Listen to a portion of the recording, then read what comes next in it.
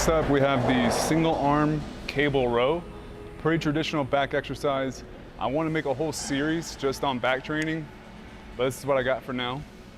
This is the way I typically coach it. I start people off single arm, and before they ever even touch the weight, I try to make sure that they can actually contract their lat muscle. So a good way I have found, I got this one from Eugene. You're gonna hinge at 45, take the arm all the way back, rotate externally, then I tell people try to pretend as if you're pulling your elbow to the center of your spine. So again, going up, down, rotate, in. And you want to go until you almost feel it cramp. Because the main job of the lats is to retract and pull down the scapula. So its job is this right here. So we should be able to flex the lat just from doing that. Same way you can flex your bicep, you can connect with it.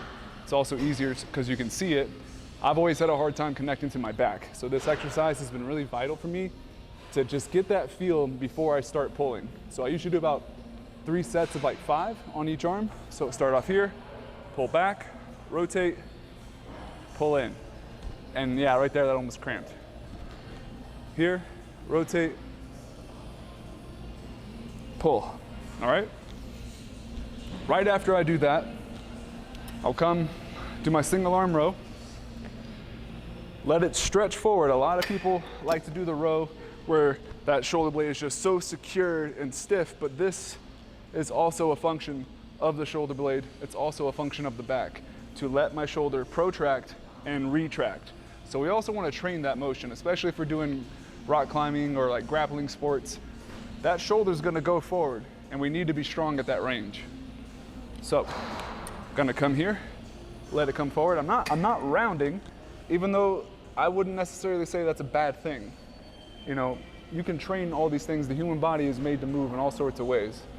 But that's a whole nother rant. For the purposes of this video, let my arm come forward and I pull. I like pulling down to my pocket and I keep it relatively low. I had to go for that same feeling of tucking my elbow down and back. And I find I get a really nice stimulus from that. So stretch, down and back. I'm thinking of that same motion. If you ever see me lifting, sometimes I'm doing it with my eyes closed because that mind-muscle connection, it's real, it's helpful, at least it is for me. So tucking it down and in. Another thing to keep in mind is anytime you're doing back exercises, pay attention to where your elbow is landing.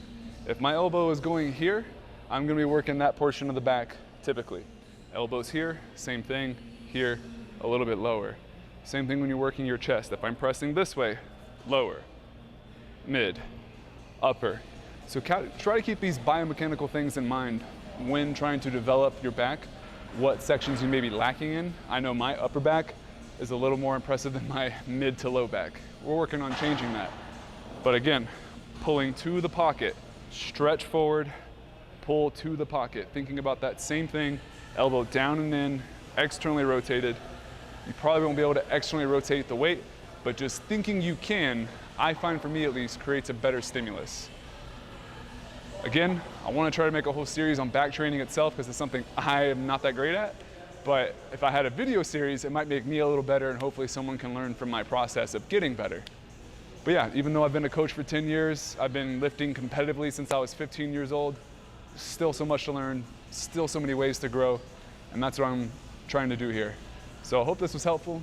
If you like it, comment, share, maybe name a back exercise that you would like to see. And yeah, thanks again.